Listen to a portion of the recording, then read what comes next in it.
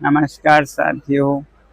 बड़े मुश्किल से आज फिर आप लोगों से जुड़ पा रहा हूँ 18वें दिन, क्योंकि आप लोगों के हज़ारों संदेश आए कि मैं अनशन तोड़ दूँ, कुछ खा लूँ। बड़े बुजुर्ग नेतागण आकर मुझे कोई प्यार से कोई गुस्से में बोल रहे हैं, और कुछ ने तो अदालत से अपील की है कि सरकार मुझे ज़बरदस्ती खाना खिलवाएं। दो बातें हैं। पहला तो अगर मैं खा भी लूं तो उससे क्या बदलेगा और क्या संदेश जाएगा? सरकार को तो यही संदेश जाएगा कि जवाबदेही की ज़रूरत नहीं है, वो बैठ जाते हैं, वो चले जाते हैं। और दूसरी बात, मेरी हालत कुछ ऐसी भी नहीं है कि मैं 2-4 दिन में मर जाऊं। बहुत सारे मेडिकल टेस्ट होते रहे हैं, रिजल्ट्स काफ़ी नॉर्मल है 18 दिन के अनशन के लिए। आज ईसीजी भी हुआ, बुरा नहीं है।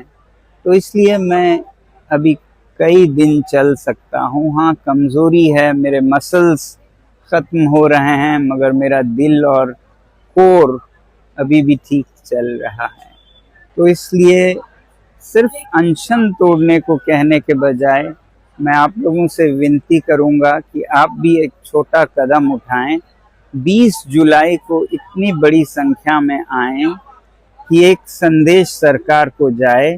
और मैं तो कहूँगा उस दिन सारे स्कूलों, कॉलेजों, विश्वविद्यालयों से कि वो उसे एक्सपीरियंशियल एजुकेशन का दिन मनाएं, एनईपी के अंतर्गत, न्यू पॉलिसी ऑन एजुकेशन के अंतर्गत, क्योंकि उस दिन बच्चे अभ्यास कर पाएंगे पॉलिटिकल साइंस का एक अनोखा लेसन, जो कि इतिहास का हिस्सा होगा, जिसमें वो खुद शिरकत हो पाएंगे और सीख पाएंगे कैसे लोकतंत्र चलता है जनता की ओर से भी। तो 20 जुलाई को बहुत से सांसदों के साथ आप सब आइए, हजारों की संख्या में हम सब मिलके इस मुद्दे को संसद के हवाले करेंगे। तो मुझे भी भरोसा होगा कि अब ये सही हाथों में गया है। उससे पहले भी आप कुछ कर सकते हैं, वो ये कि आप इस नंबर पर मिस कॉल देकर बता सकते हैं कि आप आ रहे हैं, और इस वेबसाइट पर भी अपना नाम रजिस्टर कर सकते हैं। इतना तो आप जरूर करेंगे, हमारी उम्मीद है। जय हिंद। नमस्कार दोस्तों, आपने अभी अभी सोनम वांगचुक जी का संदेश सुना।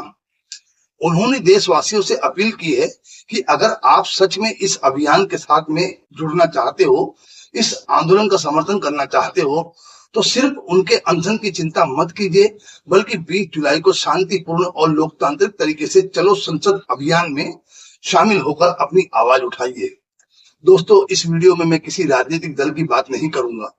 मैं बात करूंगा इस देश के युवा की, मैं बात करूंगा उन लाखों छात्रों की, मैं बात करूंगा उन करोड़ों माता पिताओं की जिनकी पूरी उम्मीद अपने बच्चों की पढ़ाई और उनके भविष्य पर टिकी हुई है। मैं आपसे एक सवाल पूछना चाहता हूं। जब कोई क्रिकेटर मैदान में उतरता है तो पूरा देश उसके साथ खड़ा दिखाई देता है। जब किसी फिल्म स्टार की कोई नई फिल्म आती है तो करोड़ों रुपए खर्च कर दिए जाते हैं। जब बड़े उद्योगपति कोई बात कहते हैं तो वो पूरे देश की सुर्खियां बन जाती है। लेकिन बात जब देश के युवा की आती है, छात्रों की आती है, उनके भविष्य से जुड़ा कोई मुद्दा उठता है, तब समाज में इतने प्रभावशाली वर्ग की चुप्पी कई बड़े सवाल खड़ा करती है। दोस्तों, ये किसी एक व्यक्ति का आंदोलन नहीं है, ये हर उस छात्र की लड़ाई है जिसने दिन रात मेहनत करके अपने सपनों को पूरा करने का प्रयास किया। ये हर उस माँ बाप की लड़ाई है जिसने अपनी कमाई, अपनी उम्मीदें, अपना विश्वास अपने बच्चों की पढ़ाई पर लगाया है। अगर शिक्षा व्यवस्था से लोगों का भरोसा कमजोर हो गया तो सबसे बड़ा नुकसान इस देश के युवाओं का होगा। लोकतंत्र में किसी भी मुद्दे पर शांतिपूर्ण तरीके से अपनी बात रखना हर नागरिक का अधिकार है, और जब कोई नागरिक समाज से सहयोग की अपील करता है तब कम से कम बात सुनना और उस पर विचार करना हमारी जिम्मेदारी बन जाती है। इसलिए मैं आप सबसे दिल से एक अपील करना चाहता हूं, अगर आपके लिए संभव हो अगर आप दिल्ली पहुंच सकते हैं तो 20 जुलाई को शांतिपूर्ण और कानून का सम्मान करते हुए इस आंदोलन में अपनी उपस्थिति दर्ज कराइए। और अगर किसी कारणवश आप नहीं पहुंच सकते हो तो कम से कम इस वीडियो को ज्यादा से ज्यादा लोगों तक पहुंचाएं। सोशल मीडिया पर इस मुद्दे पर चर्चा कीजिए। अपने दोस्तों, अपने परिवार और अपने साथ पढ़ने वाले विद्यार्थी तक ये संदेश जरूर पहुंचाएं, क्योंकि कई बार एक शेयर किया हुआ संदेश हजारों लोगों तक जागरूकता पहुंचा देता है। दोस्तों, आज का सवाल सिर्फ एक आंदोलन का नहीं है। आज का सवाल ये है कि क्या हम अपने युवाओं की आवाज सुनेंगे? क्या हम उनके भविष्य के साथ खड़े होंगे या फिर हमेशा की तरह चुप रह जाएंगे? फैसला हम सबको मिलकर करना है। नमस्कार, मैं हूं हरीश राज। आप देख रहे थे हरीश राज स्पीक। जय हिंद।